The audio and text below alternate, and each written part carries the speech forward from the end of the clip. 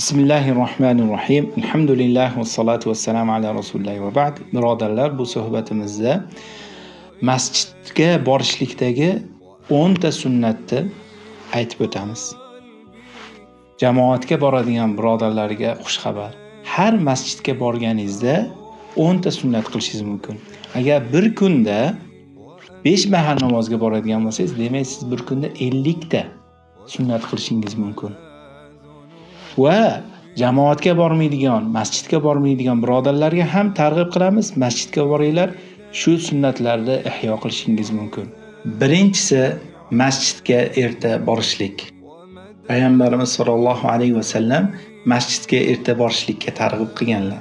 Payg'ambarimiz sollallohu alayhi va sallam aytganlar: agar masjidga erta borishlikdagi savobni bilishganda poygalashgan bo'lishar edingiz deb aytganlar. Ya'ni poygalashib erta borishlikka harakat qilgan bo'lardingiz deganlar. Ikkinchisi, masjidda ketishlikda aytiladigan duo. U duoni yozib qoldiraman. Allohumma ja'al fi qalbi nura deb shu duo bor, uni ham yozib qoldiraman kommentarga.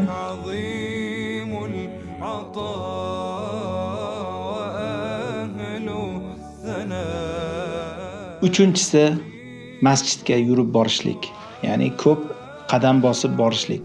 Payg'ambarimiz sollallohu alayhi va sallam hadisda masjidga ko'p qadam bosishlik gunohlarni kechirishlikka va darajalar oliy bo'lishlikka dalolat qiladi deb aytganlar.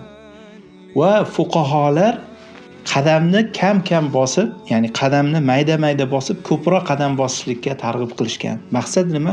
Ko'proq qadam bosishlik uchun. To'rtinchisi, masjidga shoshilmay sakinat, vaqor bilan borishlik. Ya'ni sakina, shoshilmay.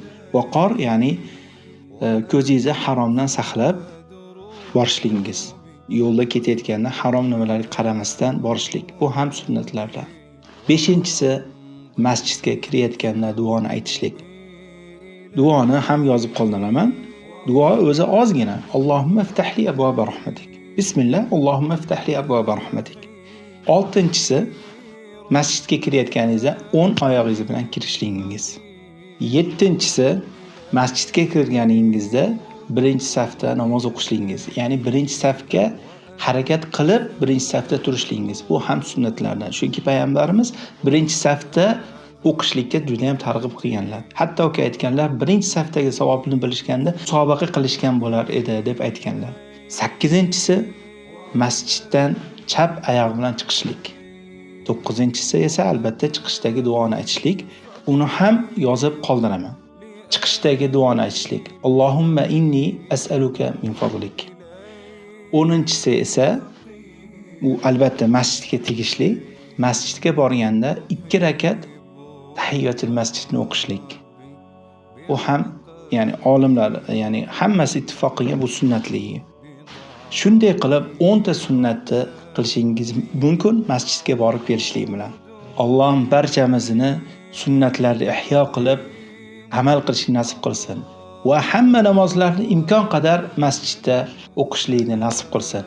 Bilasizlar, ba'zi olimlar qavliga ko'ra erkaklarga kasal bo'lmagan holatda, musofir bo'lmagan holatda jamoatga chiqishlik vojib deb ba'zi olimlar aytganlar. Ko'pchiliklar mustahab desa ham, lekin vojib degan olimlar ham bor va albatta mustahab deganlar ham afzal deb aytishgan jamoatda masjidda o'qishlikni.